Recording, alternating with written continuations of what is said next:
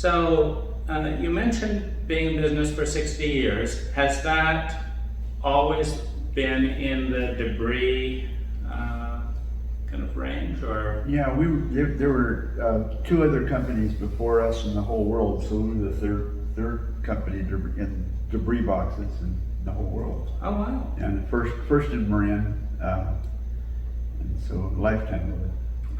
Also did demolition for a number of years, and just got old.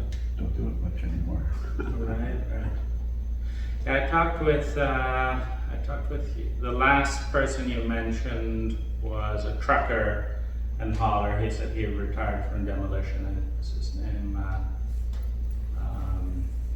He has 2 trucks and does some hauling, but doesn't do demolition anymore. Oh. I told him you'd refer me. Was that, yeah, it was Mitch, was it? Or was it Bob? No, it was another guy. You gave 3 names, and I called Mitch. He didn't answer. But the last name that you gave, I think it's Terry. Darcy. Darcy Evans. Yeah. Yeah. So he's not doing much anymore. He's not doing much demolition. Oh yeah. He's just doing hauling and stuff. And Jen didn't want to hang out for our interview, so she's gonna. Yeah, I've been working on this. Okay, nice to meet you. I'll give you a call when we're done. Okay. Yeah. So so he said he thought he might be able to help by, he has a dump truck where the lid or the back end flips all the way up quite high. Yeah. And so if he goes nose down the driveway and raises the bed a little bit, I should be able to pluck them out of the back with the excavator with good visibility once he raises his tailgate. Why don't the other option is that you just get any 10 wheel, and what they do is they have chains on the tailgate, and they hook the chains and then just let the tailgate flop down, and it's the same thing. Okay. That's pretty heavy though. How do they get it up to, I guess, with equipment? Well, you can also push it up. I mean, what it does is it's hinged. There's a lock on the bottom. Ordinarily, it's hinged on the top, and there's a lock on the bottom, and the lock on the bottom opens, and then the gate swings out. Right? All right. Now they leave the lock on the bottom, and they take the pins out of the top so it falls down the other way. I see. That's okay. I think that's even better than. Yeah, because then you got one of the sideboards. Yeah. Okay, yeah. Thanks for that.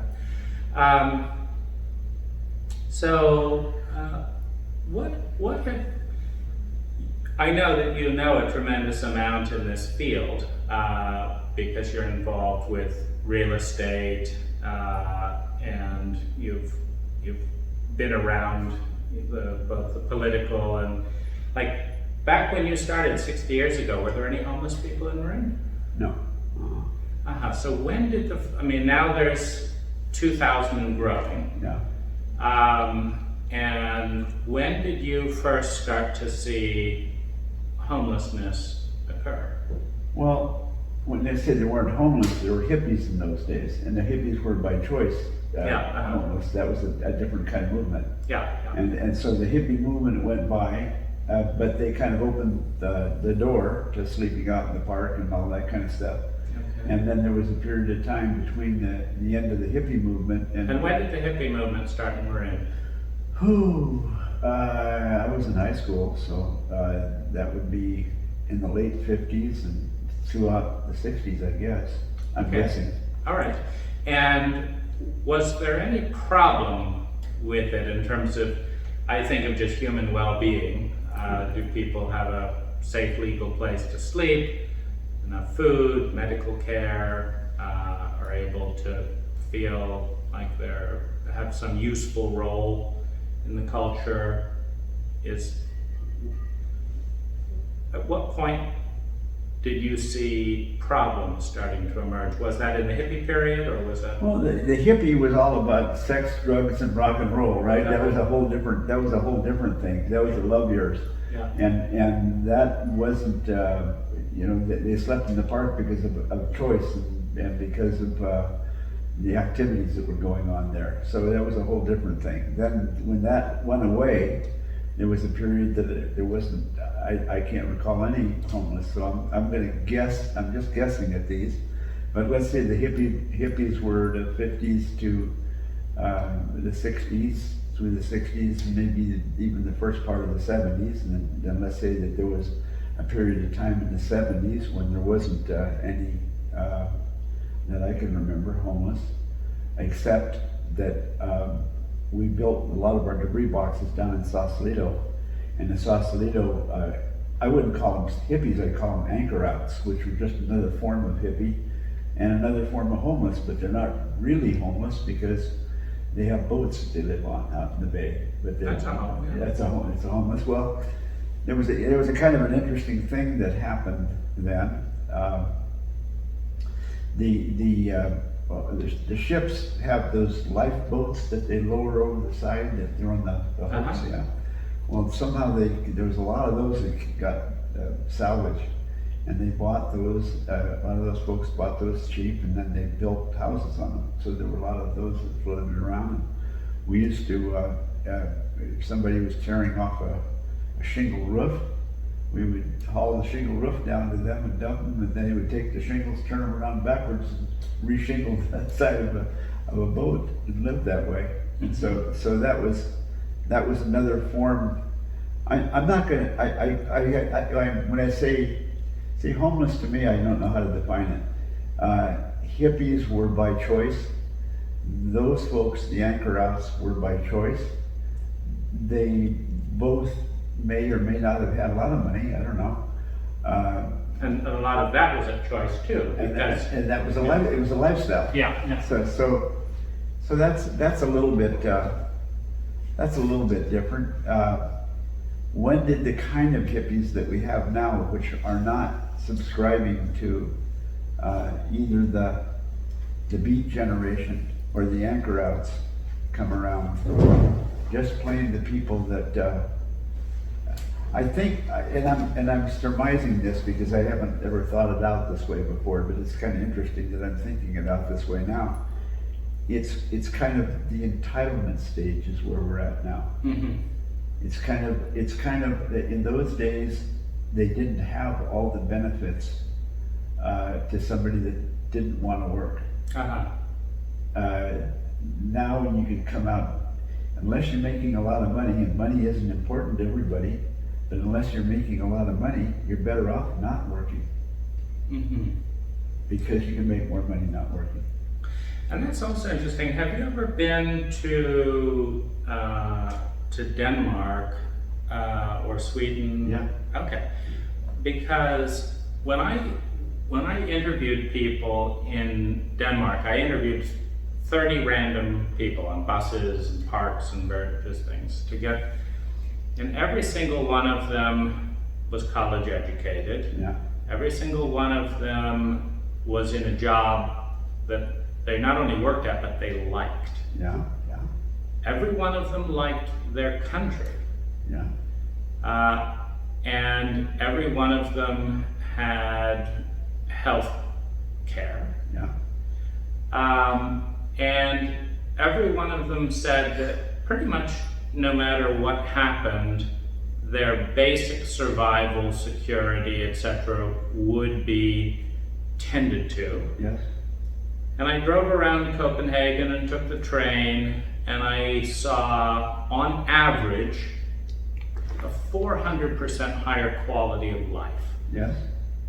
And they get paid $1,000 a month to go to college. And they get paid unemployment benefits that are pretty close to what they're getting if they work. Mm-hmm. But they were all working, and they were all doing something that they loved. Mm-hmm. And I said, what if you get bored with your job or you have a bad boss, and what then? And they said, well, we stop working at that company and get paid pretty much what we were working. We get retrained in something that we like more or are better at. And when we find the right fit, we go back to work and make pretty much what we did before. And they were all working, and they were all in jobs that they liked. Mhm. And I said, what happens, if someone's sleeping under a bridge? And they said, well, someone in the city will go out and give them a key to an apartment and say, I didn't know that. you want to move in? Yeah. And I said, so you're not getting more money to work than you would not to work. So I said, why are you working? They said, well, we like our job. And what I concluded is that we have the worst of both worlds here, because we have, I think 70% of Americans don't like their job. 100% of the Danish people that I interviewed did. Oh, interesting. And so 100% versus 30%. And what it occurred to me is that people like doing stuff that they're good at with people that they like, that contributes meaningfully to their own growth and the growth of their country. And they care about countries that care about them. Yeah. And so if you ask the typical American, how much do you think their government cares about them? Mhm. Like, I'd say 3 out of 10 if I was asked that question. I would think so. 3 out of 10. Because no branch of government, no representative at any point in my entire life has ever showed an interest in gathering the data about what does and doesn't affect my well-being, or thought to do anything about that data. So the obvious conclusion is they don't care that much about me. If they did, the first step would be to say, how are you doing in these areas and these areas? What can we do to help? And then respond and be helpful. And since nobody has ever done that, despite paying up to 50% of my yearly income in taxes, much of which is not spent as I would spend it, I have to conclude that they're much more interested in their own careers and stuff than they are in mine. And so my government doesn't care that much about me. Therefore, I'm not as loyal to my government as the Danish people, who have been provided excellent health care, paid to go to college, encouraged to study stuff they love, encouraged to train for jobs that they're good at, supported to finding the right fit. These people love their country because they're given paid maternity leave for both parents. The most staggering thing when I asked the Danish, because I'd heard about the 80% tax bracket. So I'm paying 50%, they're paying 80%. And I thought they would be furious, because I'm annoyed at paying 50%. Sure. And so I thought they would be furious. I asked every single one of them, do you mind these high, roughly 80% taxes? Every single one of them said, no, we do not mind it. Because, we're not lacking. Our children have great educations. We have wonderful places to live. We understand that this quality of life is expensive and that the government's paying a good chunk of it. And we've got, and they have a lower work week, it's like 37 hours or something. Mm-hmm. And then they also get long vacations, don't they? They get longer vacations. Yeah. And so my conclusion, based on watching them, and it made sense to me, was that overall, a Danish person has a 400% higher probability of having a much better life, than an average American. And the most striking thing of all, Fred, was that they're not anxious. Do you get anxious?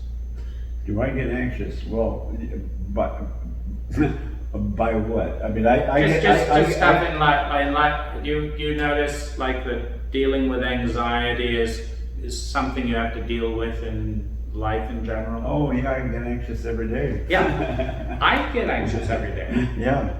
Now, what was interesting to me, I got anxious this afternoon when one of our drivers tipped over a box. right. Yeah. So, and part of it is, America is one of the most litigious countries in the world. That's right. That's right. And so you've been working for 60 years, but conceivably, a few people out of your control could set in motion a series of events that you could lose a lot. Oh, yeah. Now that's scary, Yeah. in part because our culture says that we're worth what we've accomplished. So if someone erases that, then our worth goes down Yeah. as human beings in this culture. So anyway, I was stunned that nobody was anxious the way the typical American is anxious. Yeah. And it's because their survival, their security, their love and belonging, and their self-esteem is institutionally maintained at a very high level. And so they're actually more proactive and visionary, meaning they think, what kind of job would I really like to do? And then they go and study, and then they take time finding a good fit. And then they get good at it because they like it and they like the people they're working with. And so they're more productive in contributing, and they don't resent it. So that's one model that I think works better just based on raw evidence.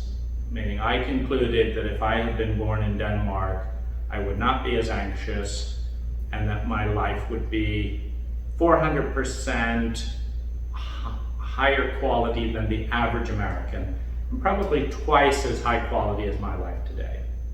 And I consider myself relatively successful. I consider you relatively successful. You've got a lot more assets, but I've always, I take 3 or 4 months a year off, and that's been my number one thing. And I couldn't do that if I ran a company like this. I work 7 days a week, but I like it. Exactly. So we're both, doing the kind of things that we like, and yet I was very impressed by everyone I spoke with in Denmark. And the one problem I could find in the culture was the darker side of drugs, whether it was heroin or something. There was a Crystal Mas or something town or whatever. There was a place where everyone knew addicts kind of hung around there.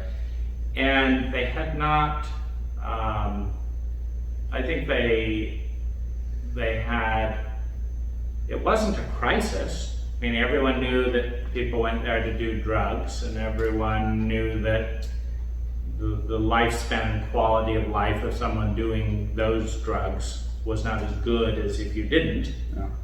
But if they needed medical care, they had it. Yeah. They weren't being carted off to prison at $100,000 a year, which is kind of funny, because when we punish someone for smoking marijuana or something, we're also punishing the entire culture who has to pay $100,000 a year. Right. And so, I found I started off feeling more like what I heard you talking about earlier, which is that people are basically lazy. If you give them an out, they'll take it. Until I went to Denmark and discovered that none of them had a financial incentive that made much sense to go to work. But if they could do something they loved and were good at with people they liked, they not only wanted to work, they were all working, meaning I didn't find an unemployed person in my sample. And so you brought an interesting story to light with how they're dealing with homelessness in China. But what did you think of the Denmark kind of experience? Because that changed my view. Well, I think that people are influenced by their peers, Yes. and I think that the peers in Denmark and in Sweden and those countries have a philosophy that are somewhat not unique to them, but as far as I'm concerned, there's a lot of difference between the Mexican culture, for example, and the further south culture. I mean, they're different. They all relate to their families, but Yeah, they yeah. have different loyalties to their work at different places. Now, that said, in the U.S., I think we have. Now, this is going to make me sound real rednecky, but I believe it, so there it is. What Gorbachev said when he said that the United States can't be, we'd like to defeat the United States, but we can't militarily. We have to do it from within. That introduces possibly an element or a dimension. I don't think they want Sweden. I don't think that if that's really happening, and I don't know whether it is, but if that's really happening, then What's really happening? Outside influences influencing our culture From which is within. From within. Uh-huh. And so this would be the Russians, or Well, whoever they are. I mean, I don't isolate it as the Russians. I say that the whole communist regime wants to do what others have done. I mean, at one time Germany wanted to be the whole world, right? And another time the Russians wanted to be the whole world. I mean, the Rome wanted to be the whole world. I mean, at different times, different cultures have wanted to dominate, conquer and dominate. do you think the U.S. has wanted to conquer and dominate? They have the opportunity to, and the fact that they don't per se makes me think not.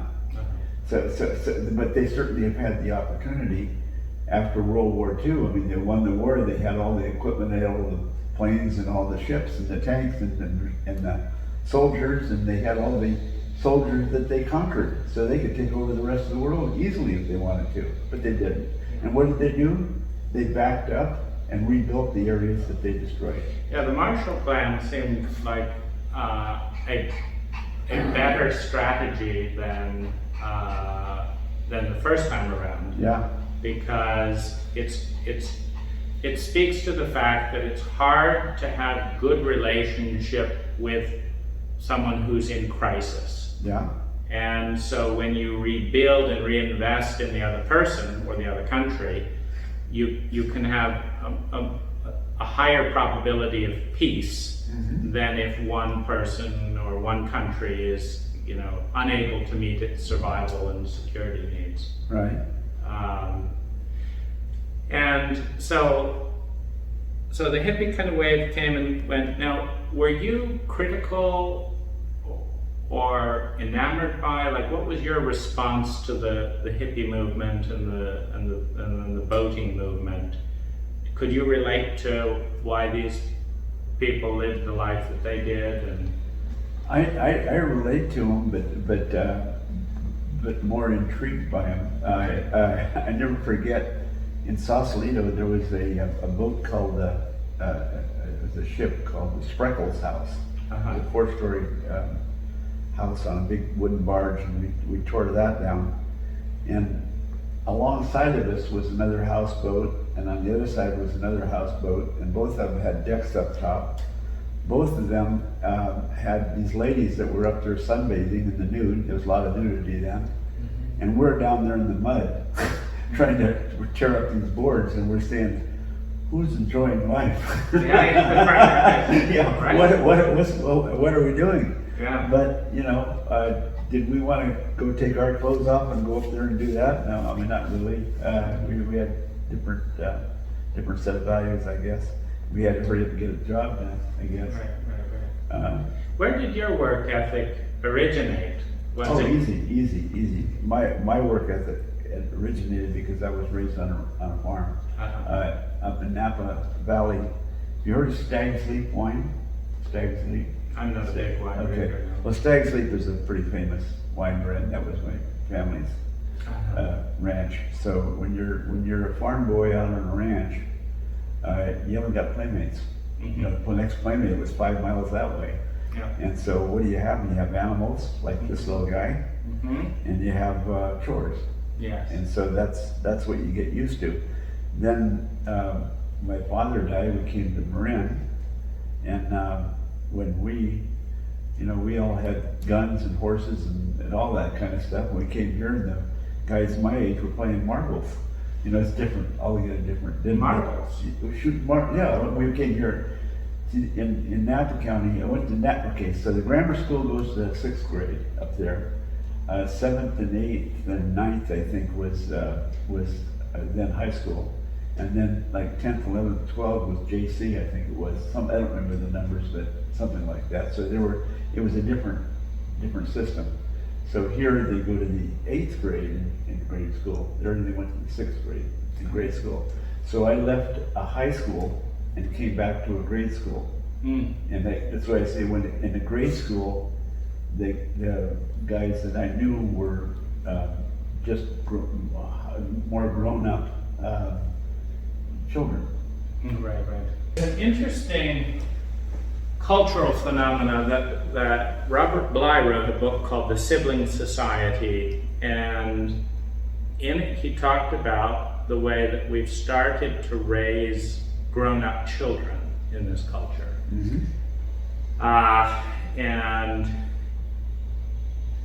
And I guess children would have a certain amount of entitlement because a child is entitled to parental protection. But if you don't grow up, then you feel entitled to be treated like a child by your government. Yeah. And I wonder, I think some of that is how did you become an adult? I mean, your body, of course, everyone's body grows up. Yeah.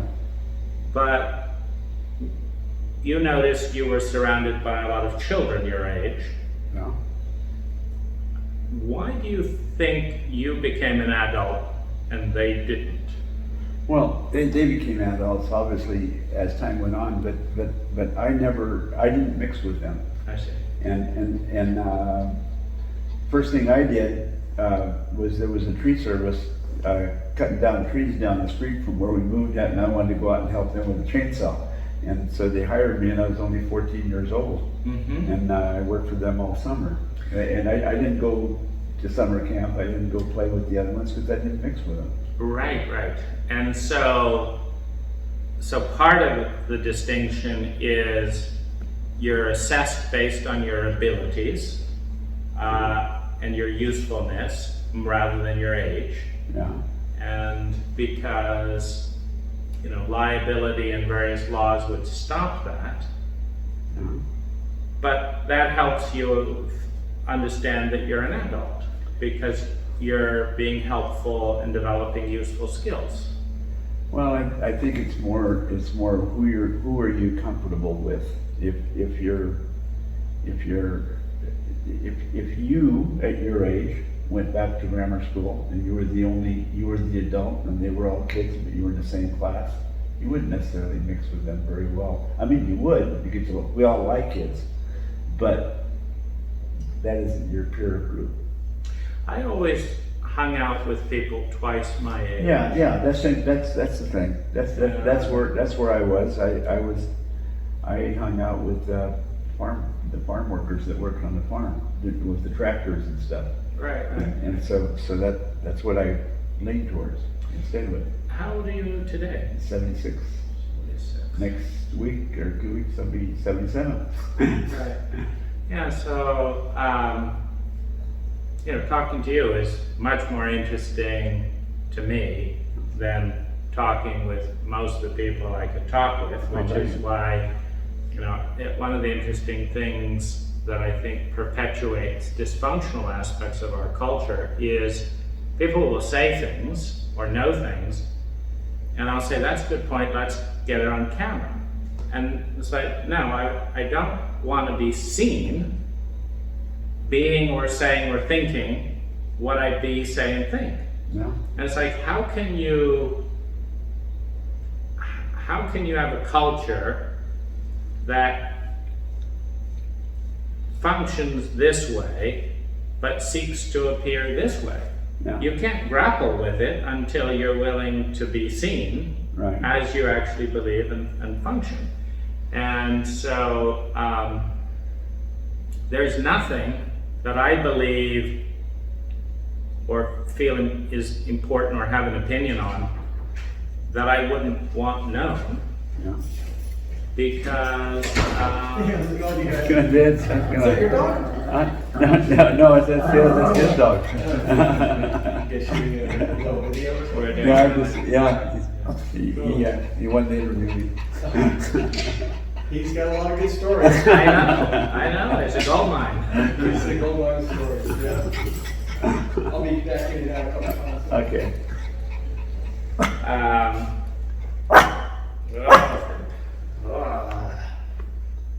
So, yeah, it's an odd, it's a very, I think it's a big problem, because if people won't say what they really think and feel, nothing's perfect. No paradigm, no thought, no system of belief is perfect. So if you're intelligent, like my beliefs grew when I went to Denmark, Yeah. because I had a set of assumptions that proved to be completely wrong in that environment. Because my country and everyone had told me that if, there's no such thing as a free lunch, and Putting air purifiers in every room. Do what? Putting air purifiers in Oh, every, neat. in every office, yeah. All right. Just to give the clients a little more confidence. Okay. so, I love discovering things that tell me that my operating system is wrong, because it's a chance to grow. Well, I subscribe to that. I'm always looking at the opposition's political viewpoint to see if I can agree with it. I Yeah. haven't, but I keep trying to. Who's your opposition? Well, I'm a very conservative. I'm a conservative in a county where everybody's liberal, Uh-huh. and so I don't. We what- voted for Schwarzenegger, though, didn't we? Your pardon? I guess the county, yeah, but the state, Schwarzenegger was Republican. He wasn't was, he was, yeah. And the state voted for him, but did Marin County vote for Schwarzenegger? I doubt it, but they might have. But I watch CNN, NBC, and those other programs more than I watch Fox News, because I know what Fox News says, Yeah. but I want to see what's wrong with my thinking. Right. And I can't change my mind. I haven't found it yet. Right. Well, I think some of it is contextual, because I don't know for sure if in America, if we institutionalize the exact same programs as in Denmark, I don't know for sure if in 10 years, if I interviewed random 30 Americans, they would all love their jobs, love their country, be working. No, I don't think so. But it's not an issue of DNA. This is a cultural thing. Yes. And so and that's my biggest interest, is what's a culture that takes its people, its most valuable assets, and turns them in to highly intelligent generators of personal and national well-being. Because if you have one culture that takes 50% of its citizens and makes them miserable and dysfunctional, and you have another culture that takes 98% of its citizens and makes them talented, functional, happy, and cooperating with other people, that is a superior culture by its outcome. And you can't necessarily, there have been 10,000 cultures in human history, according to anthropologists, and every culture is different. So it's hard to say an objective, this culture is right and wrong on all things, but you can measure this culture takes X amount of energy, time, money, natural resources, human beings, and produces this amount of well-being. And this other culture did this, this, and this, and produced this amount of well-being. And we're pretty high in, you could say that this is a very luxurious culture in some ways. But it's also, luxury does not translate into felt human well-being in many instances. Mhm. Meaning, I'm at a 4 out of 10 in anxiety on many days. I don't need any more luxury, but I could easily do with a life where I was a 1 in anxiety rather than a 4. And in my experience, working harder or making more money does not affect most of that anxiety. Yeah. It's about relationships and things. Like, I don't want, I was looking for a piece of lighting that I wanted to bring to this interview. And I saw it a week ago. Where is it? Yeah. Well, I don't want you to think that I'm keeping you waiting. And so I'm anxious. I can't find it. So I eventually say, well, screw the lighting. I'll just come. Yeah. But that problem wouldn't be solved with more money or a bigger house or something. Sure. That's just, we're an impatient culture in general. Yeah. And so I'll have that anxiety here. In Thailand, where I spend a lot of time, they're very relaxed around boundaries and time. So if I'd been doing this interview in Thailand, I would not have been anxious because I knew they wouldn't take offense. And so these are cultural things. And where have you, so you've been to Denmark, where else have you traveled and what has stood out for you around the world? Well, I went to Thailand with a guy that was he was from Mill Valley. He was the bureau chief of FBI, CIA, I guess it was CIA in Thailand, and so he was a covert kind of guy, and in Thailand I don't know what they call it, but I think it's like the chief of staff or something like that is higher than the generals and admirals. They have his job is to protect the king. Mm-hmm. And so they make him higher than the generals and higher than the military. Mm-hmm. And so that was his job, and that was his code, that was his other side. And so to be his guest would be like being Al Capone's guest. Mm-hmm. And we were really treated royally. So what was my impression of Thailand? It was an unusual, it was very different because of the things that he exposed me to there, and the places that he took me, and the things that we did. My bedroom in the Dusatani Hotel, bigger than this whole lobby. Yeah. Because the bed over in the corner and the marble floors, it was gorgeous.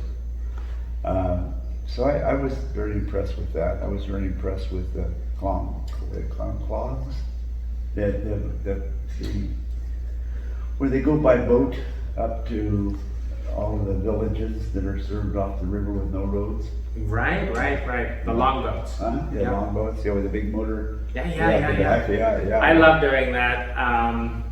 My hotel that I like the most is it's right on the Chao Phraya River. Mm-hmm. And part of what I like is they have both free and inexpensive, and the longboats are the most expensive. But still, for $30, you can go for an hour driving around on those longboats. It's fun. Right. And they actually got elephants walking along the shore, and Uh-huh. people riding elephants, and that's quite different. So you was asking what did I think of the different places that I've been?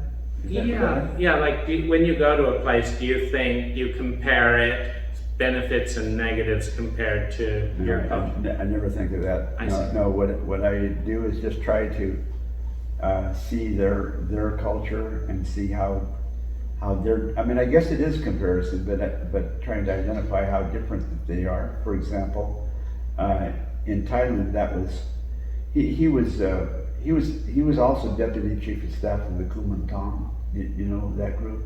I don't know the Kuomintang. Kuomintang was a guerrilla army that fought the communists in Laos and Cambodia and all that. I see. And a lot of war stories and brutality and all that. So that was something I've never been exposed to before. And not that I would want to. I mean that wasn't a highlight or a low light. It was just informative. It's like watching a war movie and seeing the actual players. But the places that I liked were Fiji. I love Fiji. If you go to Hawaii, that's different than San Francisco. Fiji's way more Hawaii than Hawaii, and it's really further south seas. Yeah, I went to Hawaii.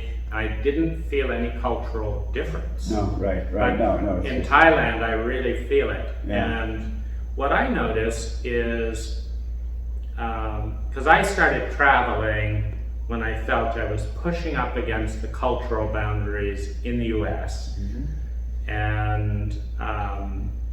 And I thought, I wonder if there is a place anywhere in the world where I could easily have experiences that are valuable that I would never have in the US, or would have like 1% of the time, but there might have it 70% or 80%.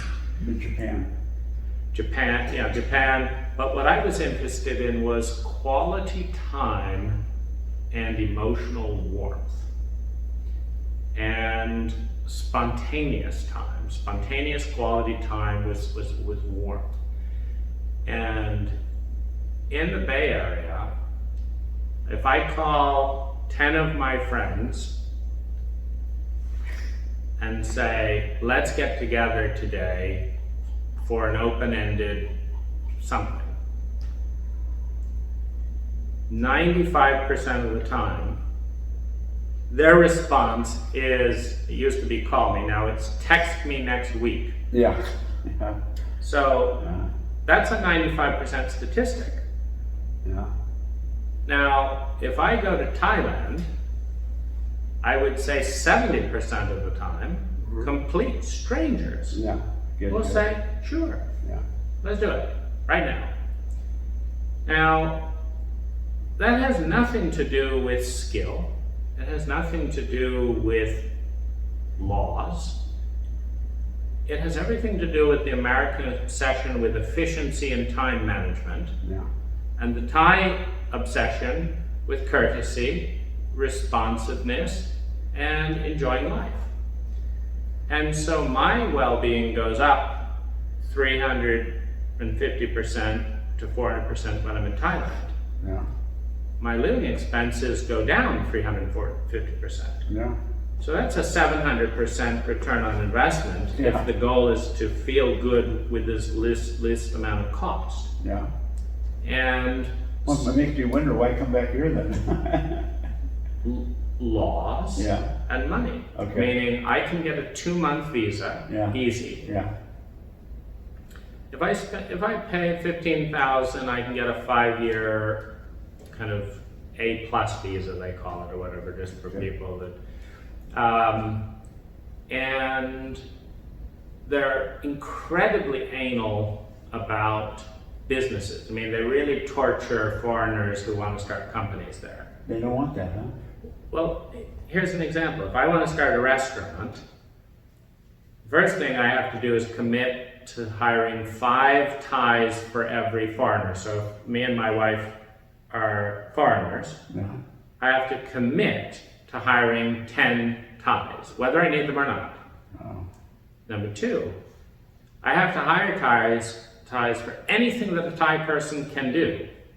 Number 3, if I'm caught delivering a plate of spaghetti in my restaurant to the customer, That's their job, right? I get fined and my restaurant can get shut down. Yeah. Number 4, if the Thais don't show up for work, which many of them don't, Yeah. then I'm still punished for doing the job they haven't shown up to do. So that's a level of stupidity and insanity that I don't want to deal with. Yeah. So I don't want to run a business there. Yeah. But I haven't yet saved up enough at 45 where I could just, well, one, there's the visa problem. How do you get the visa? But then two, just retire there for the rest of my life. But I suspect if I had $1 million in a 401k that I would be living there.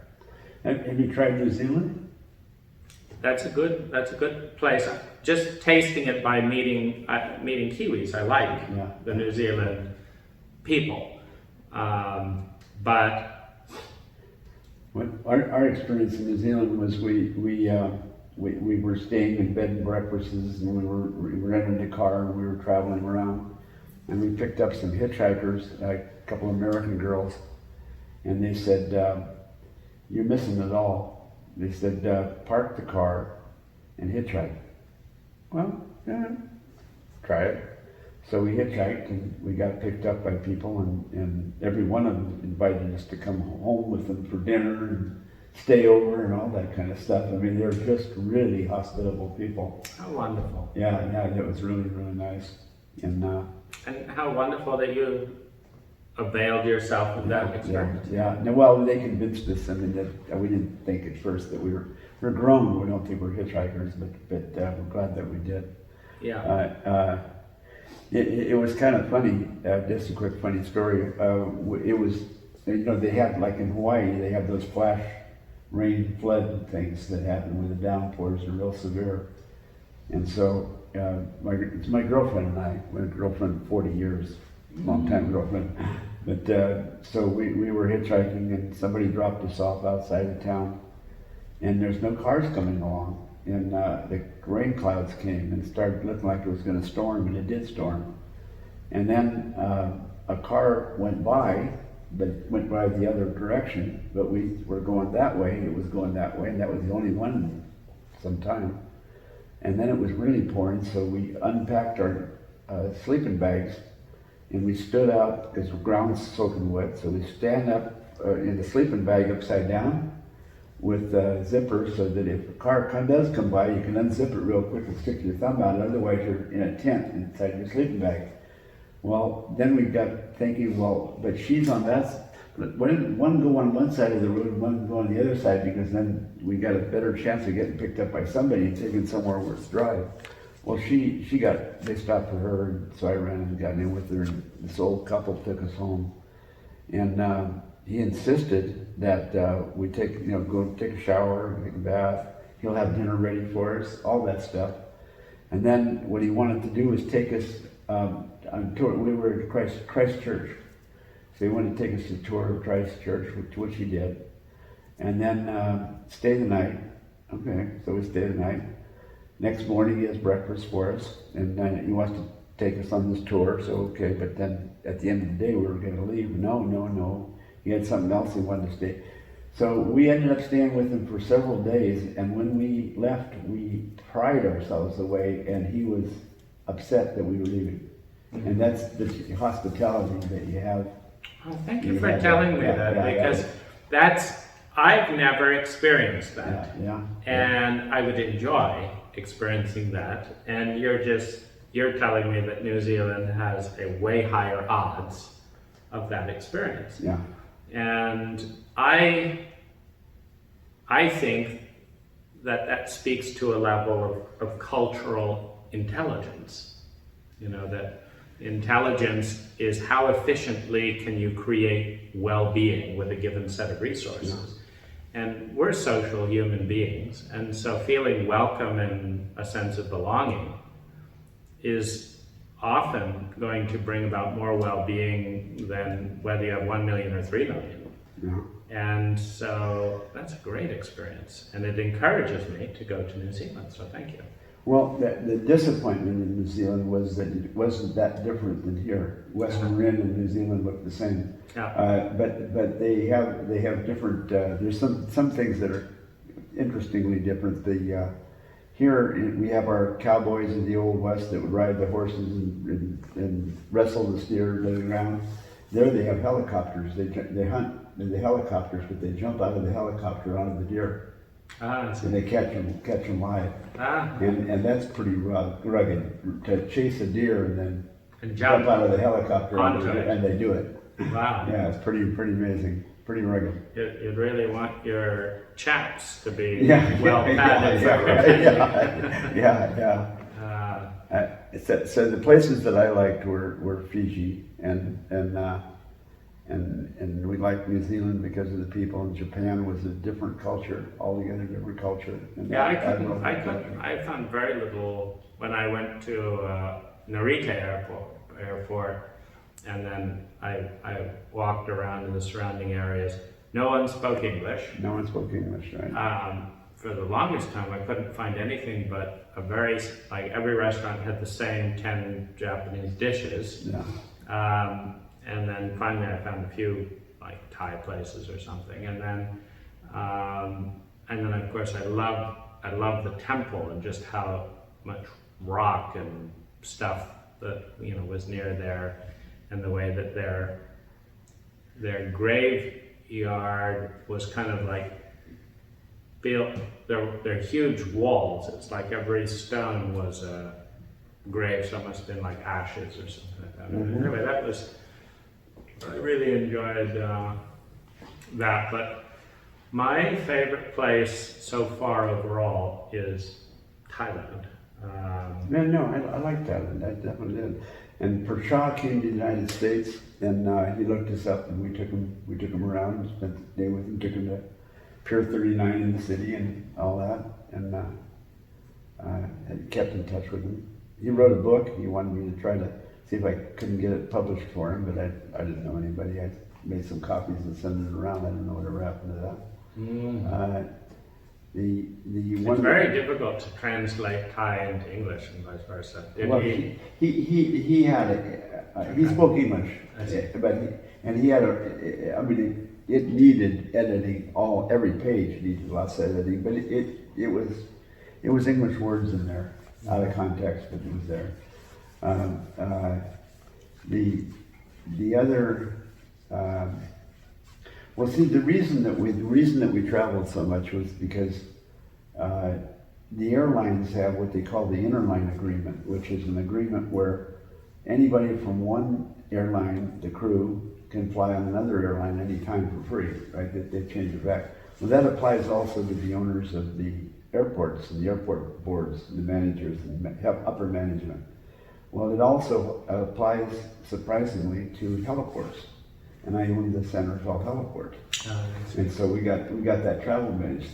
So we would go to the, if we're gonna have a few days off, we'd go to the airport with a heavy coat and a bathing suit and just get on the next plane wherever it went. And then when we got there, if we didn't like it, we'd get on the next one from there.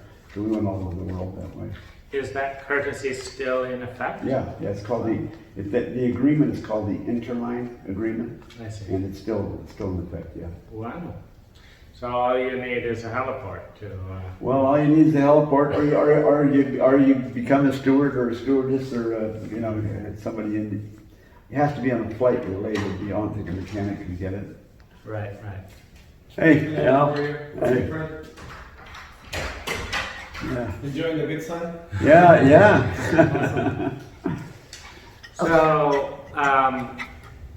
So then, as we come back to, and do you fly? You have a helicopter? No. I'm just right. I'm a good rider. So where is the heliport? I haven't seen it. The end of Grange Way in San Rafael. What happened is some people approached me to build a commercial heliport. They were going to sign the lease, and all we did was get the approval and build it. And it was good rates and everything. So we got all of that, but at the very end, the San Rafael planning director saw, in her wisdom, that we're going to limit the number of flights. We're going to be limited to, I think, 7 or 8 flights a day. And the operator that had put up all the money and time, I put up the money, but I mean, they put up a lot of, they spent a lot of money in it too. We took a couple of years into getting the approvals and getting through FAA and everybody. And in the end, he couldn't make it at that, so I didn't build a commercial heliport. But then a lady came along and bought it, and I made a lot of money on it, but I had to sell it. But it was approved for a commercial heliport, that's all I needed. Yeah. And I could join in on it. But instead of that guy that just left, he's my dispatcher. When you call the order debris box, that's who you talk to. I see. And so, what do you see as the different, I mean, I look at Denmark and little or no homelessness there, Yeah. understandably, and I look at Thailand, little or no homelessness there. Yeah. And then I look at Marin and growing numbers of homeless. Yeah. What would you say is the recipe? Because it's not just one thing. If we were a culture that felt ashamed of laziness, like the Japanese do, rather than That's back to peer pressure, isn't it? yeah. So culture is a big part of it, but housing costs are a big part of it. Like, why did I own 2 houses up on Whidbey Island and then come down here and say these homes are uglier and 4 times the price and 10 times the hassle to get a permit? I don't want to deal with this. Well, I saw an interesting, there's a local architect, Jim Ring. You know Jim? I don't know him. Well, this 20 years ago, he did a presentation, and he was supposed to talk about affordable housing. And he said, well, I'm here to talk about affordable housing, and I want to tell you why housing is so expensive in Marin. And I'll give you an example. He said, when a contractor moves onto a site, he's going to start a house, what's the first thing he's got to get? Well, he's got to get a telephone, a job phone for the cell phone. He's got to get a water meter. He's got to arrange for a sewer hookup and know that he's going to get it. And so on and so on. He says, so let's just talk about the water meter. He says, I bought this water meter made by American Standard or whoever it was at Jackson's, and it cost $275. And I can put it into myself, and that's what I'm into it for. I bought this water meter, but incidentally, I can't use that water meter. I have to get the one from the water district, and here's the one that I got from the water district. And it's $14,000. 275, 14,000. That's just right off the bat. And then I have to have the electricity extended down to my job site, and that's going to cost $40,000. I can dig the trench and put some wire in the trench for $2,000, but it's going to cost that, and so on and so forth. Yeah. And the permits, and the fact that it takes more time for the consultants. More consultants' time goes into building a house than a carpenter's time to build it. Yeah. If, like, Elon Musk can build a factory Yeah, in China yeah, in 1/3 of the time it will take me to get a permit for one house here. that's right, that's right.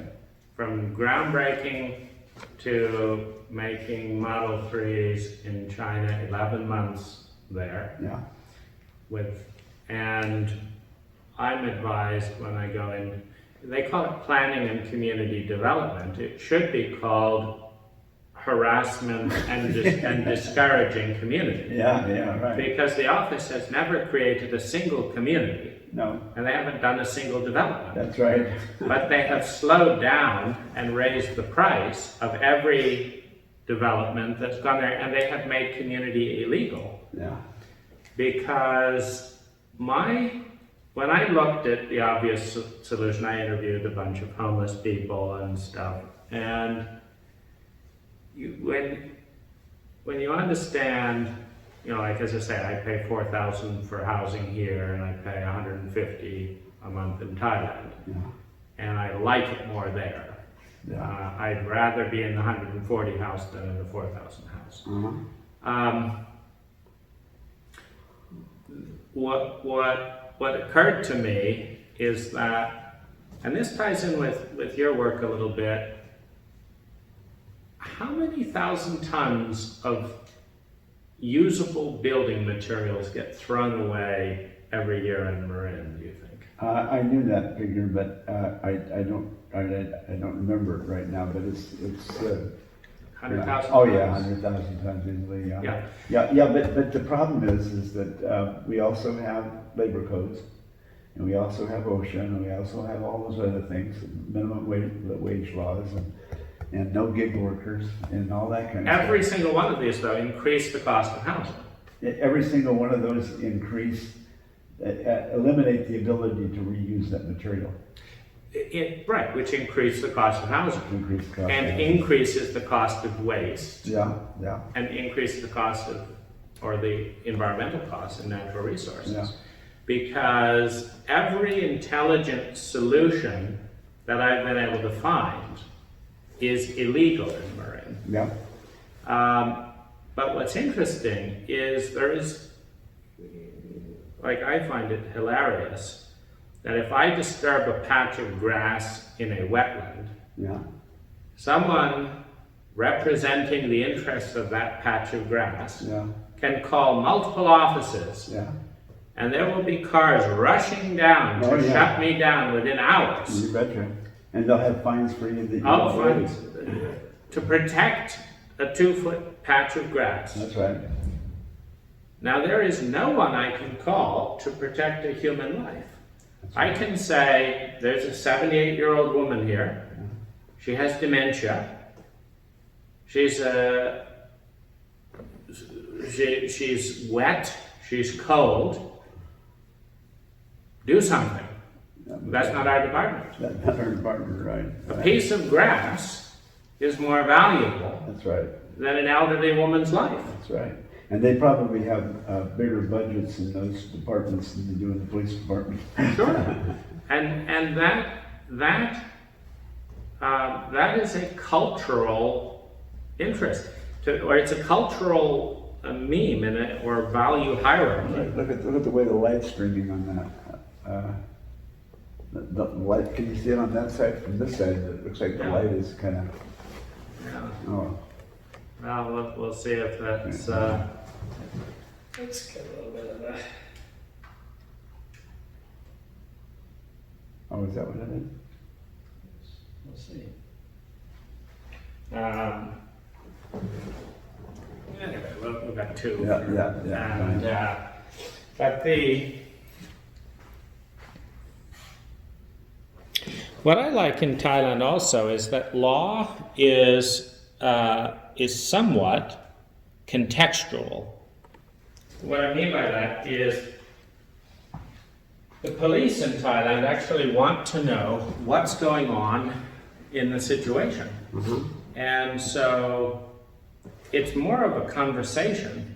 When I've watched incidents with the police, they'll say, what's going on, and why are you doing this, and this, and this, and this. And they're kind of interested in a good outcome for all people. They're not interested in the rigidity of the law. Over here, I remember flying back from Thailand on an 18-hour flight, and I felt really sleepy on the drive back on 580. Mm-hmm. It was 2 in the morning. Mm-hmm. There was not a car in sight. Mm-hmm. I pulled over on the highway Mm-hmm. to take a 20-minute nap Yeah. off of the highway. Yeah. 10 minutes later, a police car drives up and says, move along. And I said, I'm very tired, and I think I'll drive much safer after a 20-minute nap. Mm-hmm. He said, that's none of my concern. Move along. Now, in Thailand, where there's 1,000 times more traffic, Yeah. going 5 different ways on one road, you could probably sit in the middle of the road for 5 hours, and people would just drive around and assume that you had something to do. Yeah. Right. And it again shifted my perspective that we like to say we're a rule of law, we're a country with the rule of law, but one could also say we are a country of inane stupidity applied regardless of intelligence. This is the way it is, whether it makes any sense or not. Okay. And we pride ourselves of treating someone like that police officer would treat me the same way if I was blocking traffic on a major intersection as if I'm 2 a.m. and there's no one in sight and I'm on the side of the road. Right.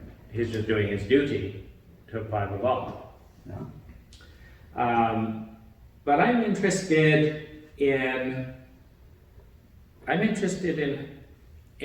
how you would think, given our bureaucracies in place, what's the easiest path to eliminating homelessness in Marin? Take the incentive away remove the incentive to be homeless. Okay.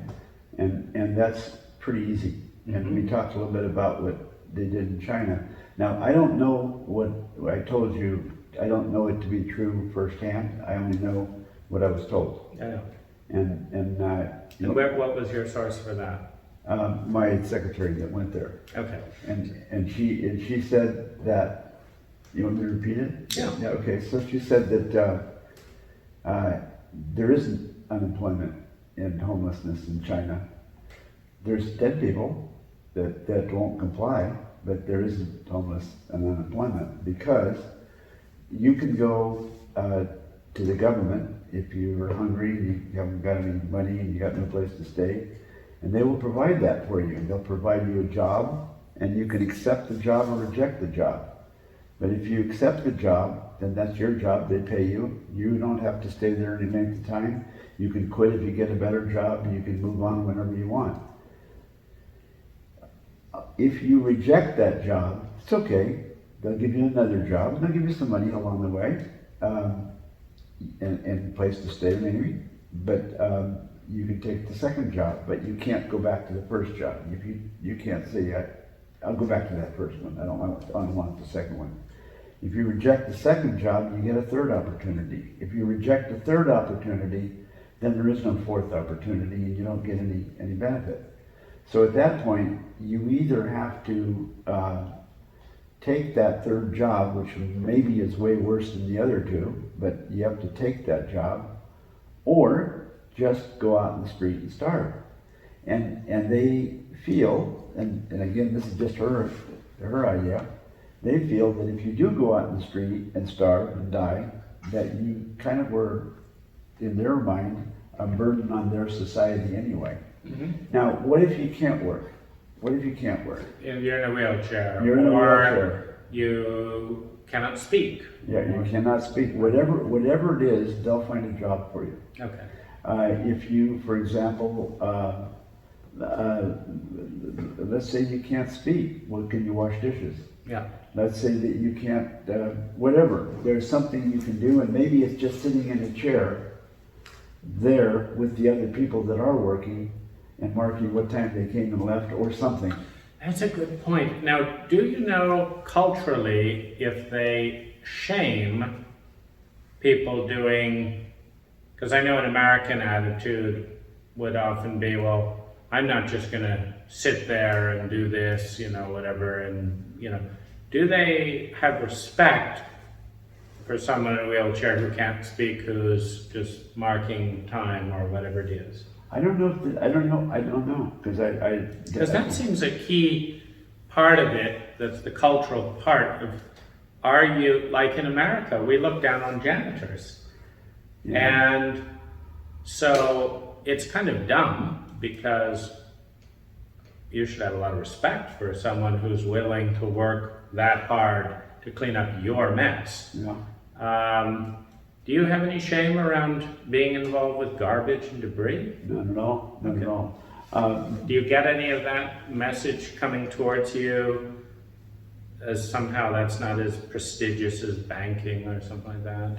I don't think so. I mean, I haven't experienced it. I mean, everybody either likes me or doesn't like me. Most everybody does, so I don't worry about it. Yeah. I can't think of anybody that doesn't unless they're I have filled wetlands before, when you're talking about wetlands. So the people that don't want the, you know, that, they don't like me, but that's okay. Yeah. So your number one solution would be to give everyone, so the 2,000 people or so in Marin who don't have a house, Give them a job. would be to give them 3 jobs, Yeah. or let them starve to death if they didn't want to do any of the 3. Yeah, and surprisingly, nobody starves to death. Yeah. Well, I don't think most people would. And then, Well, what does happen? Okay, so somebody takes that 3rd job, and it's not a very good job. And so now imagine that you're that person. It's back to incentive. Is your incentive to just say, this is my lot in life and I'm just going to stay here until I get too old or something and die? No, it's going to be to try to learn something that's going to get you a better job so you can get away from it. And that's pretty much what happens. I understand. so they've got a kind of guaranteed 3 levels of falling, and then once they hook on at that 3rd job or 1st or 2nd job, they're welcome to go out and get another job that's better. Anytime you want. Yeah. Now, do the jobs, I mean, because the cost of housing in China is a pittance compared to the cost of housing in Marin. Sure. Meaning, you get that job, handicap marking someone's time, we give them $8 an hour minimum wage. They can't afford rent, and they can't afford to build or buy. It's an interesting fact. I own a piece of land in San Rafael, but it's in Marin County, and they told me it would take 3 years and $30,000 to get a permit. Yeah. And I thought it'd be nice to pay cash and build my house myself.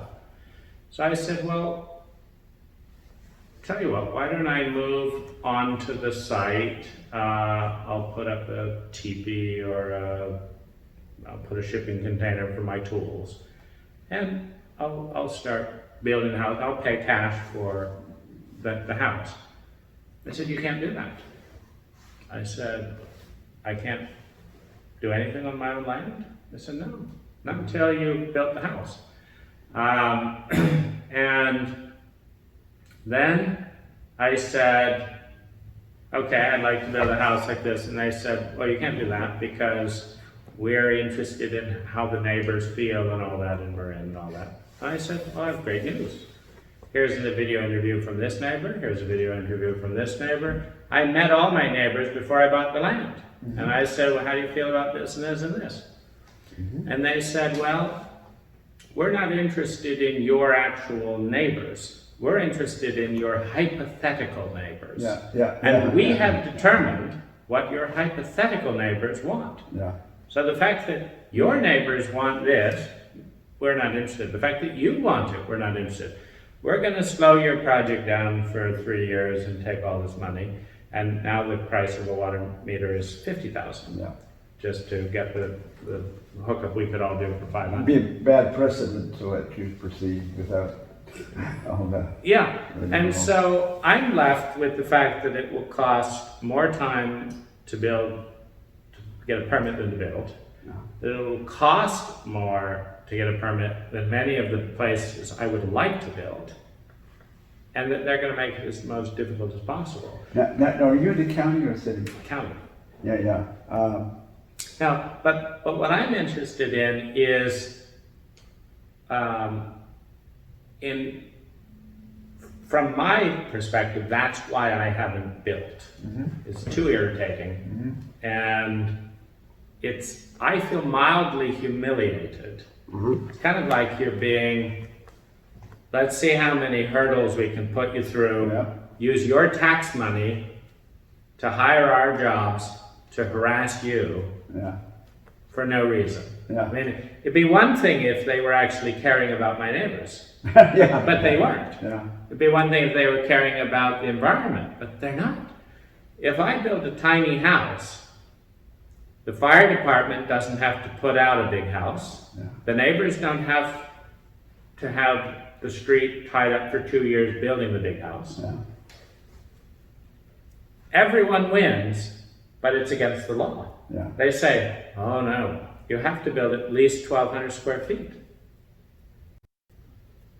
Yeah, Why? Yeah, why? Why? I don't want 1,200 feet. I would rather build 300 square feet, settle in, and then maybe build another 200 square feet in a few years. Yeah.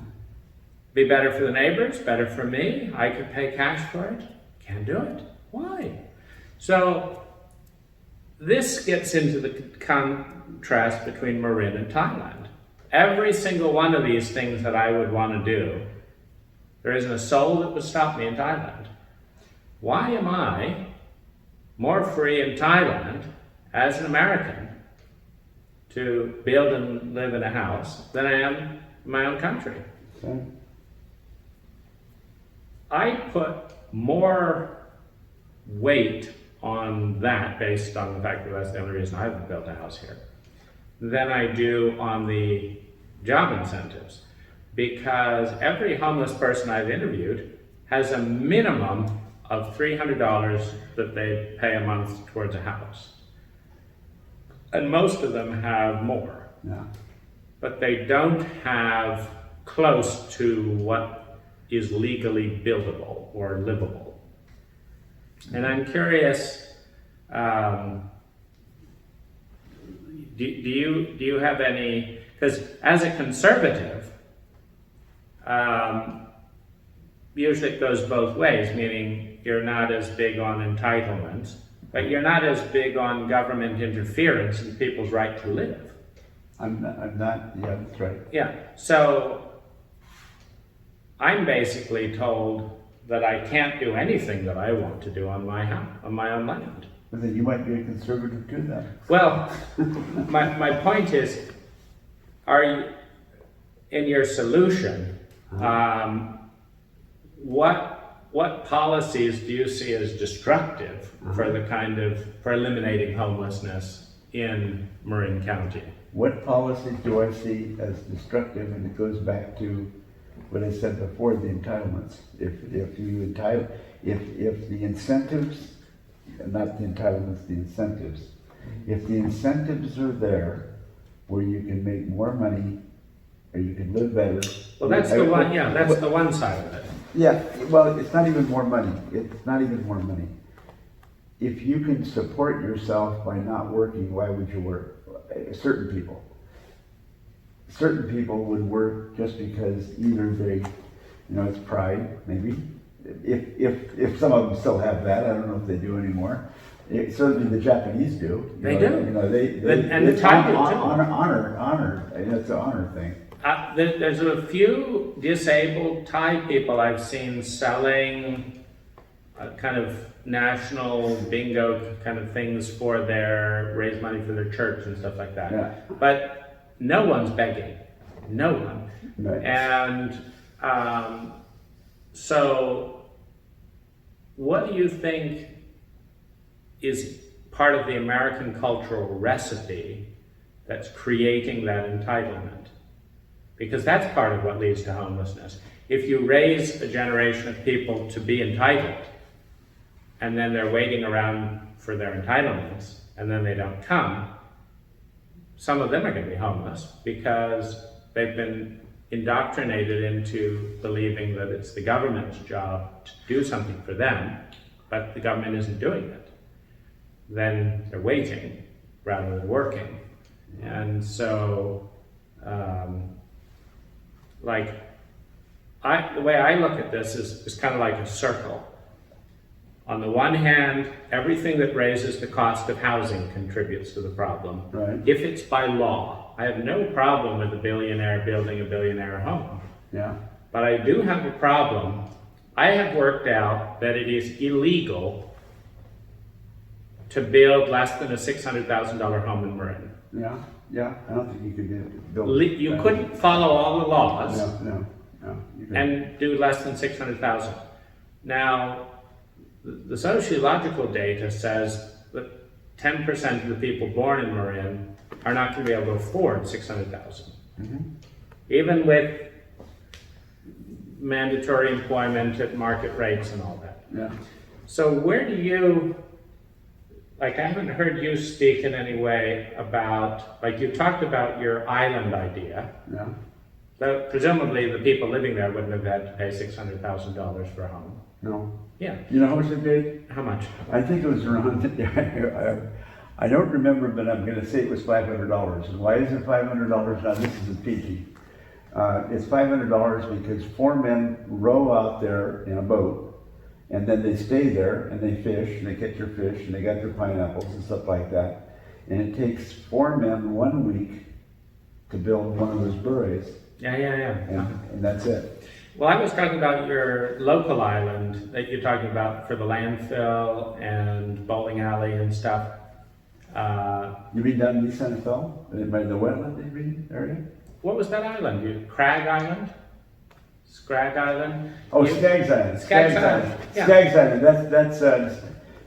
It was called an island, but it's really a marsh. But, Okay. But it had hundreds of houses. Yeah. So we spent millions tearing those down, apparently. Millions tearing them down. And your idea was to have low-income housing there. Yes. And stuff. And a job for everybody there. Exactly. Yeah. No, I think that's a great idea. And recycling. Yeah. And all that. Yeah. It's a terrific idea. Yeah. Now, how much would those houses have cost for people who wanted to live there and work? Nothing. Yeah, nothing. So my bet is that if that project existed, Yeah, today. You mean? yeah, Yeah.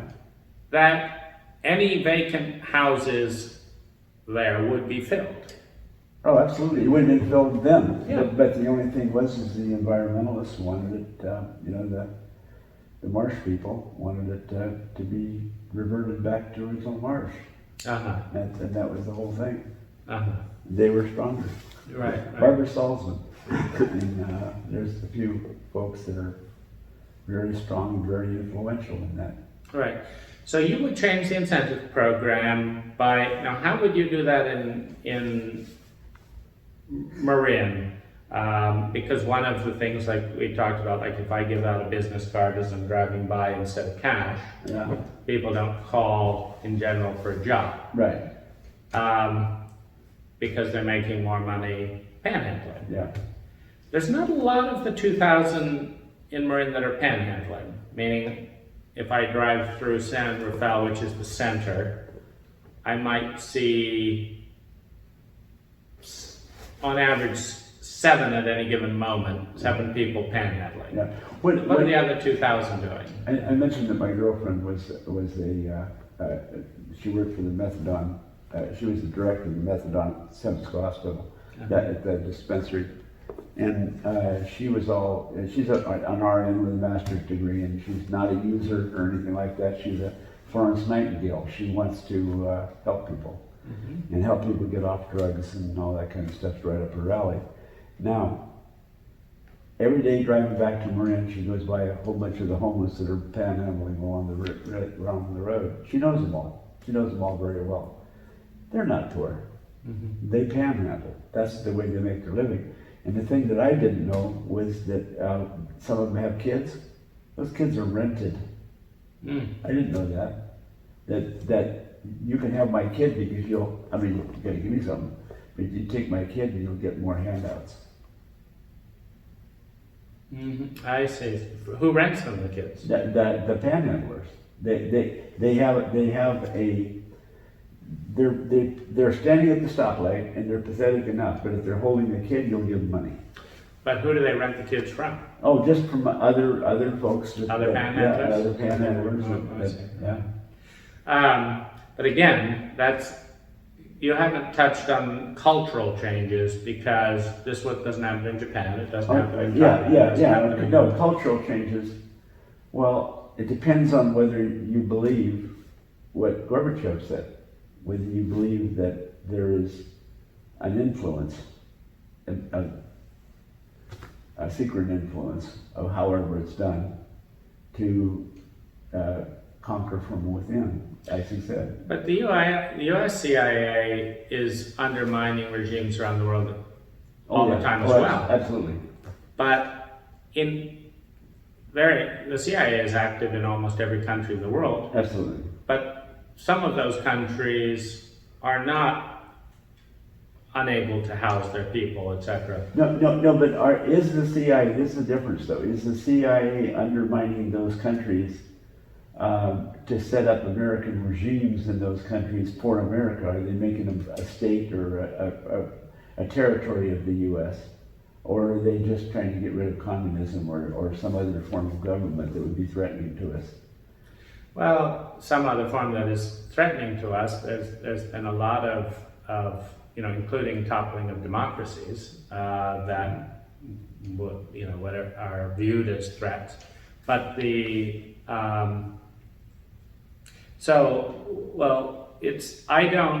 I don't believe personally that other countries' influence is as significant an impact around homelessness as our own hierarchy of values and beliefs. Well, but there's where it has to start. If you're going to undermine the way America was, that's the very thing you have to attack first. The values and beliefs. Values and beliefs. Well, and you do that through the schools, and you do that through propaganda, and you do that through, I don't know, who knows, Black Lives Matter, I don't know if that has anything to do with anything. I've always, admired and I have a lot of friends that are black, but look what they're doing now. So who's inciting all that? Do so many people stand up and fight for that? Because, what's driving them? I don't know. I don't know what it is. Well, I think that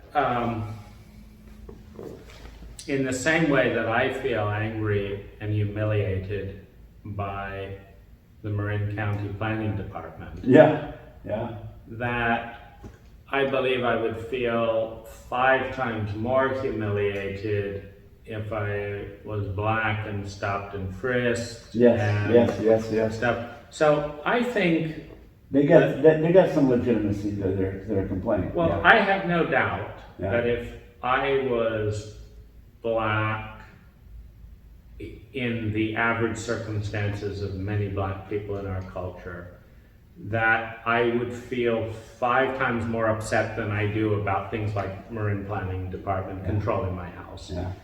And so, they have legitimate things to be upset with.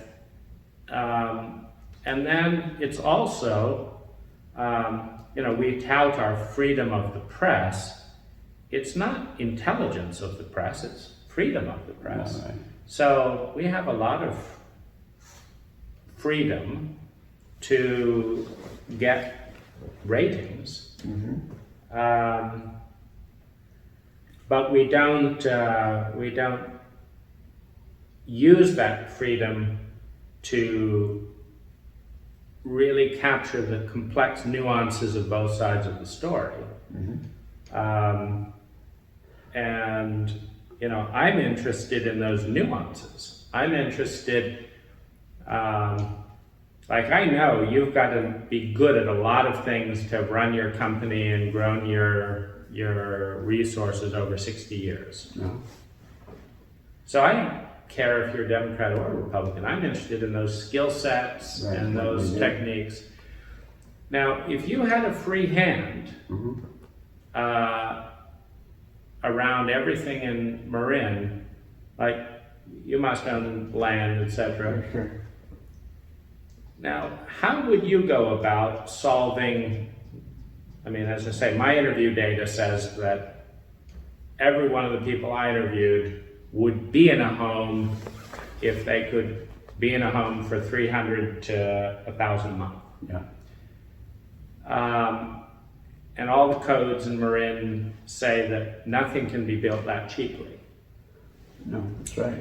But the first thing I would start would be a park with tents where I would pick amongst the homeless, I would hire them to be their own security guards. Yeah. There's some that have that competency and could do a good job. Yeah. I would say, your job is to see that no one gets raped, stolen from, molested, shouted at in this camp. Right. And that every single person in this camp has a safe, legal place to put a tent, goes to the porta potty, rather than, anywhere. And, a field could manage, have you heard of Dunbar's number? No. Oh, wait a minute. What is it again? Dunbar's number was the number that a sociologist named Dunbar discovered was the limits of the human brain to track and really know a group of people. Okay. Basically what he said is the human brain cannot intimately know more than 150 people. Oh. So, Reasonable. So if you want to know the kind of things that create respect and flow and value, like their names of their kids, their birthdays, their culture, their ideas, that they have been in a motorcycle accident, you don't hit them on the shoulder because it hurts them, all the nuances that create a good rapport, you cannot learn that amount of stuff about more than 150 people. As a result, when you mingle in groups of like 500 people, by definition, you are mingling without clear visibility. You're gonna step on emotional, social toes because you don't know the other person. Right. So the Dunbar's number basically says that sociological groups function way better, whether it's a company, for example, Gore-Tex breaks its divisions down in 150 people. So even though it's $1 billion company, as soon as it gets to 150 people, they'll start a new division. Because what the owner discovered was that as his company was growing past 150, the culture of intimacy and warmth and good rapport broke down and became more entitled, more defensive, more this. So he now segments his divisions into 150 people. They all know each other, collaborate, and work together. So my idea is groups of low-cost housing that are 75 to 100, on average size. So we're not pushing that number. Central cooking, meaning 3 or 4 kitchens, central office and meeting spaces and stuff. And then 100 to 200 square feet sleeping quarters. And every person, in order to participate, contributes 4 hours a day to the well-being and upkeep of the community, cooking, cleaning, gardening, all that. Spends 4 hours taking care of themselves, and then works doing something useful to society 4 hours a day. That 4 hours a day useful to society for such a low-cost footprint, a couple hundred square feet per person. You do like a cruise ship. Yeah, that kind of thing, and I would interrupt those thousands of tons a year of building materials to lower dumping costs and increase access to free building materials. And they could each build their own home following any of 100 different templates. Meaning I'd have an engineer and an architect break down 100 different templates to say, if you've got pallets, and you want to make something out of good pallets, here's how you can create something that meets the standard for our weather, in this. If you've got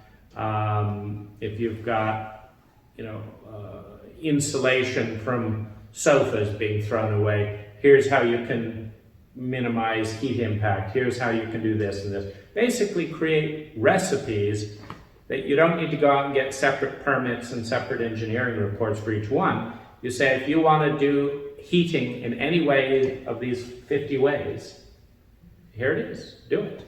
You pick the one that works.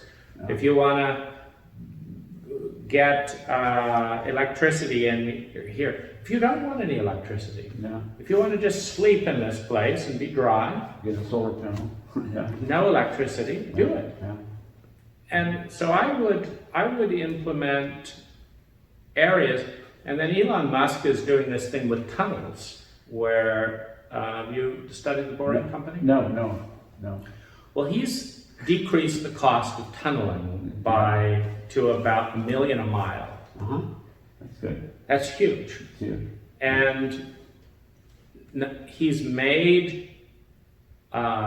he's also developed a technology that takes the dirt out of the tunnel and presses it so hard that it becomes almost as strong as fired bricks. Wow, that's interesting. And so that's getting rid of his waste costs. Yeah. And it becomes a product. And it becomes a product, Yeah. which he, by this way, says if anyone is doing a low-cost housing project, he will donate those bricks for free. Good. Otherwise, they're there. Now, I think of, like, land is so scarce in Marin. Why not, for example, run 2 of those tunnels 2 miles long under China Camp Mountains, and have one of the tunnels be a bike route from central San Rafael to out by the bay. Yeah. No traffic, no chance of an accident, bike and walking only. Yeah. So there's your 2 million for that. Right. And then right next to it, another 2-mile tunnel, and have little 100-square-foot legal sleeping places. Sure. Is he boring anywhere? Are they doing it somewhere? He just finished one for Vegas under their convention centers because they want to move throughout Vegas in his electric cars. Oh, okay. And electric doesn't produce pollution in the tunnels, Yeah. and so there's no ventilation issues. Good. And then he did a test tunnel from someplace in Tesla to SpaceX down in Los Angeles. Yeah. And he's basically doing proof of concept that you can do his type of tunneling for less money than an above ground highway or anything like that, because of all the regulation and stuff, because there's no regulation on underground. And you can have crisscrossing tunnels 20, 30, 40 feet deep, and as deep as you want. Yeah, right. And there's no limit. And you're protected in earthquakes. But for example, $4 million would see 4 miles of tunnel under unused land, accessing bicyclists, etc., to the beach. You can have solar arrays and LED lights at the entrance of the tunnel. Sure. And fans. Yeah. And every person could have a QR code and a good behavior profile that if you're not a violent criminal and hurting anyone, that you've got a safe legal place to sleep in the tunnel. Yeah. You can have literally 2,000 sleeping berths. Like in a beehive. Yeah, that's it. Yeah. I'm not a perfectionist in the sense I just want to see ideas being considered that are better than the status quo. And I think that we have enough resources to do it, what Denmark is doing at a lower degree, to say that as a human being, you have access to a safe legal place to sleep as long as you're not hurting anyone. Yeah. And that you have access to soup and bread and salad if, again, you're not hurting anyone. No. Because one of the problems we see with the corona epidemic is we have sick people with poor immune systems hanging out without social distancing amongst the homeless community, and then radiating that out into the other community as they have. So we create a hub of disease. That's not selfish, meaning no smart rich person would say, I'd like to create a breeding ground with thousands of people in my community who have lots of proximity, because they interact with each other more than anyone else. And when they're stressed with PTSD and sick, they're going to catch it faster and spread it faster. But then they've got to interact with the community to buy food and stuff. So then they can spread it from there. Yeah, and my daughter is not gonna come for Father's Day tomorrow because she's been exposed to some of the two people at her work that sit right next to her came down with it. Oh, I see. And I want to tell you about one thing before I forget it. The San Rafael Public Works Department called us up and wanted me to go up to a meeting up there with Marin Sanitary. So I went up there, and Gabriela was there, and I and 3 or 4 people from the city, and they wanted to tell us that we can't put boxes on the street in San Rafael anymore. And we said, well, why not? And they said, well, because it requires an encroachment permit. An encroachment permit's $275. So we said, well, what's behind this? And they said, oh, it's, you know, this is not fundraising. This is necessary because we've had an ordinance for years that anybody that uses the streets has to have encroachment permit. Oh, okay. Well, why don't we change that? Well, no, we're not going to change that. We're not going to change it. Well, okay, let's take it apart. 60 years we've been doing it. We have 430 debris boxes. Marin Sanitary has probably almost the same, but they have thousands of these little 3-yard boxes. Yeah. So you could say together we've got at least 3,000 or 4,000 boxes that are in the streets. I mean, not always, but not all of them. But at any given time, there's 500 of them or 1,000 on the street somewhere. So, okay. So all those people have to get permits. Well, I can see where that's going to be, some money. The city's going to make some money, but is it really? Because what you have to do is you go down and you apply for a permit, then you wait until it's approved, then an inspector comes out and looks to see where you can place it. Then you can only keep it there for 3 days. Then you got to pick it up, and then they're going to inspect that you got it taken away. And so the city's going to have to build a bureaucracy around how to handle that. And then, what's the other side of it? What's the ill that it's trying to heal? Well, we've never had, and neither has Marin Sanitary, never had anybody run into a debris box. There's never been an issue with them. So if there's no issue, why the cure to a disease that doesn't exist? Now, here's the other side of it. If you don't provide for debris boxes, then people have to keep all their trash in their living room or someplace else, or on the lawn or whatever. And they're not going to keep as much as what's going to go in a box. They're just going to put some out there and run to the dump every other day. Well, that's going to be a lot more traffic. Nobody's getting hurt from putting debris boxes in, putting trash in debris boxes, but some number of those people are going to get in traffic accidents. And they're going to use up fuel and all that other kind of stuff. So why don't we take another look at this? No, we're not going to take another look at it. Yeah. Well, that's as a conservative, you would push back against the creation of, because that's just pushed up the cost of housing, right? Absolutely. But pushed up the cost of housing, and it's pushed up the stress level of the builder. The stress level of everyone. Of everyone. Every single person.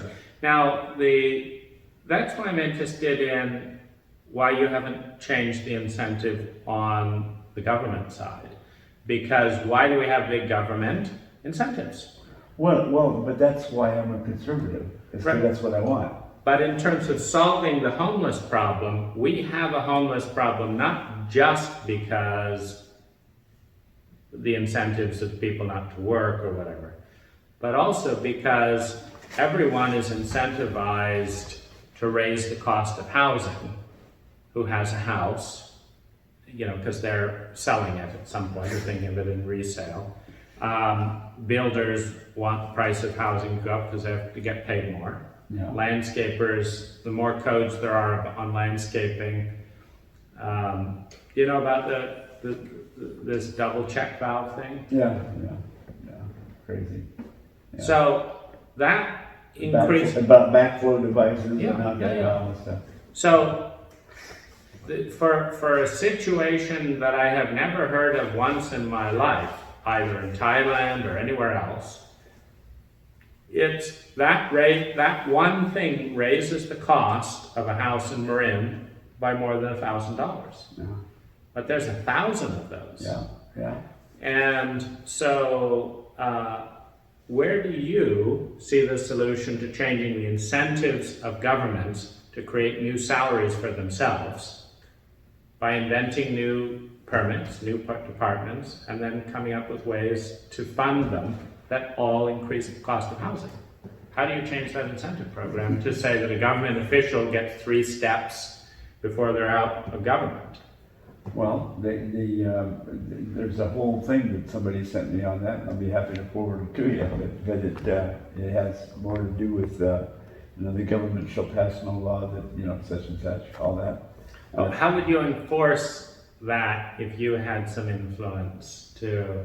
Well, we have, the sad thing is that we have that influence, it's in our voting booth. Mm-hmm. And the other sad thing is that the people that support the status quo and want it to get more and more liberal are kind of the vocal ones, right? They're the ones that make conservatives not want to speak out because you're deemed a bad guy, you're a cat for doing it. Mm-hmm. And How much does that stop you, by the way? I know you were a little nervous about, being on camera and stuff. 1 out of 10, how much do you feel deterred from speaking your mind in our culture? Well, let's put it this way. I'm not looking, I have got too much stuff going on to spend my time fighting. Yeah. So it's not that I'm afraid of a fight, it's not that I wouldn't fight, it's just that it's a waste of my time to fight. I gotta keep that place open. Yeah. So it's more that than anything, but do I support the Conservative Party? Yes. Would I how many people would I tell that? Well, I'd lose half my 3/4 of my customers if that got real well known. And the other thing is that I've been interviewed a lot over the years, and some of the interviews are just, you never know the motive of the interviewer, right? Right. And I know on one case there was a San Francisco Chronicle reporter that said he was making faces, and I thought that was weird. And I said, I don't want to be rude, but why do you do that? And he says, well, it's to strengthen the facial muscles. And he says, try this, just stuff like that. And he's taking pictures of me when I did it. And he wrote a hit article. Nice. And I looked like a really bad guy in that article, so he was setting me up. So, okay, that's all right. I see. Well, one of the fairest things that I know to do is to release media unabridged. Yeah. Because you can't, if you selectively edit and don't show the question but then clip the end, well, you can make people say just about anything. Absolutely. Anything. But if you just say this is the entirety of the interview, this is what I think of it, but you watch it yourself. It's 2 hours long, whatever. Yeah. You can't really set. That seems the fairest way to to do Well, it. fair, but is that what the media is after? No, they're not. They're not. They're not after. I'm not doing this to make money. I lose money talking to you. Yeah, okay. As do we both. Yes, we both. But I am interested because and so in the Chinese version of your story,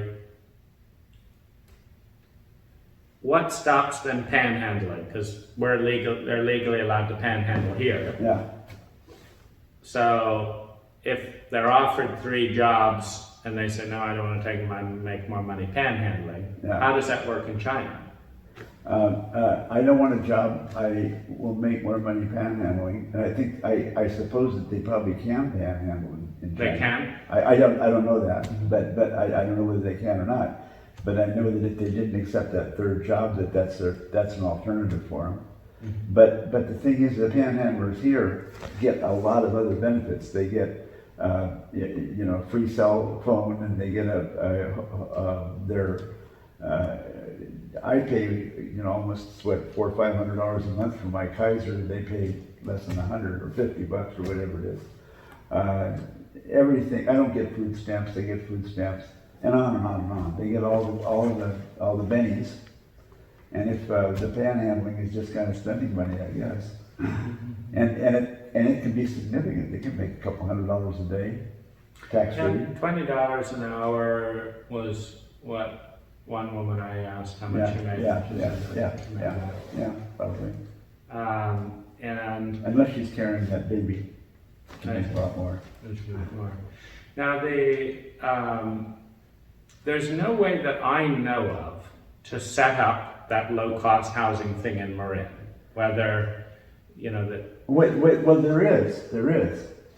If you voted for if there was a politician that had the balls to run on a platform like that, and then you can say, well, he doesn't have the balls because he probably wouldn't win, unfortunately, because it's so entrenched. But if you could force him, if you could help him win, and if he did win, then you will have done the first step. And I don't want to. I'm not trying to push for Trump, but he's far more along the lines of how I feel than the opposition. And you can get tarred and feathered in the room for saying that. I think what happened. I think Trump. The biggest mistake that Trump may have made is he knew who his enemy was going to be, and he knew how he was going to attack it. And his enemy is going to be the press. He knew that, so therefore he attacked the press. He didn't do what would be maybe smarter, and that is to not recognize recognize that the press is going to be your adversary, and they're going to write bad stuff about you, but don't give them stuff to twist on you, and don't put a red flag in front of the bull. Pet the bull, feed the bull. And that's what I think a big part of his problem is. But I don't know. That's a whole different thing. Is he doing the right thing? Well, the pipeline. When they did the Keystone Pipeline and some of those other opening up the oil wells and turning the Rust Belt around, those are all jobs. And I don't think they hurt anything when they were there before. And I don't think they're hurting anything now that they're back. And I think the unemployment's down because of some of his policies. So that makes me a conservative. And I hear the other side of those arguments. Well, you could have an oil spill. Okay. We stopped all the oil exploration, and all those families went broke and hungry and all that. And then we got the oil from Alaska, and then the oil tanker collided, and there was a bigger oil spill than there ever had been in Texas, and so forth. So I don't have all the answers. I just know that I reinforce my conservative thoughts by everything that I try to learn about why my thoughts are wrong, and I can't. Well, there's certainly a confirmation bias that I think. No, but I try not to be biased because I'm actively trying to understand their Well, what sociologists have said is that whatever your beliefs are, there is enough data in the world to support anything. Yeah. And that whether you're a liberal saying that the same thing, that I try and read the other side and I just can't find it, or whether you're a conservative and you say that generally as humans we need certainty before we need variety as a psychological need. Okay. And we gain more certainty by looking at those facts which confirm that we're right than looking at those facts that say that we may be out to lunch. Yeah. And there's enough facts out there that, given our very small lens of consciousness, We can easily go from fact to fact that supports us and just not dwell as much on the ones that challenge us. And Wait, well, but that doesn't apply to me because I don't look for something to support my thoughts. I look for something to not support my thoughts. well, you should have at least 10 criticisms of Trump then. Yeah, one of them is, I think strategically, he made a mistake going after, I think that was a mistake, going after the press. Okay, That's so one. that's one mistake. Okay. As far as how he supported the military, it made it appear that he's buying an army, but I don't know whether he was buying an army or he was righting the wrongs of the people that were trying to destroy the military. I don't know either, but you must have at least 10 criticisms of Trump that are easy if you're looking for them. Well, it's not so much that I look for criticisms of the people that I support, as much as I look for the wisdom of the people that are on the other side. That's tough. That's very tough. Well, no, it's not that tough. It's not that tough when you say, you gotta put the oil industry out of business. You gotta have a rust belt. You can't make steel because it pollutes. You shut down all the steel plants. What I'm saying is it's tough to find wisdom on the other side. So I think it's easy. Okay, yeah, that's fair. yeah, because I'm in the thing where it's a close call who I'm more annoyed with. Yeah. And so I have no problem rattling off 10 criticisms of Trump. I have no trouble rattling off 10 criticisms of Biden. My favorite was Andrew Yang. Did you? No, I didn't. Anyway, and there's obviously problems there. And then I have criticisms of the whole U.S. culture. All of my data leads me to look, and something I haven't talked about at all is there's a study called the ACE study, the Adverse Childhood Experience Study. Mm-hmm. And there's basically 10 relatively common traumas from a close relative going in jail, being bankrupt, being verbally abused repeatedly by one or both parents, watching one or both parents be physically abused by another, addiction, public shaming, bullying, sexual molestation. There's 10 kind of things. And our culture is in relatively high levels of denial about one, how often that goes on for how many kids, and two, that it has a lifetime impact. Mm-hmm. And the ACE study looked at some tens of thousands of people and measured 1 to 10. Every one of those was 1 point, basically. Yeah. And what they found is that people with 4 points on that score or more had a 5,000% higher chance of committing suicide. Whoa. Had had 300% more days in hospital over a lifetime. Had lower paying jobs, had lower self-esteem, were more likely to be depressed, were et cetera, et cetera, et cetera. And that a lot of these things compounded, meaning they were more likely to seek help with a therapist, but simultaneously more likely to make less money than someone who hadn't had that highest score of the traumas. And so in our culture, if you are unfortunate enough to, let's say you've got a 6, one of your relatives was arrested, you were sexually abused, you were bullied at school, blah, blah, blah. You got a 6 on that score.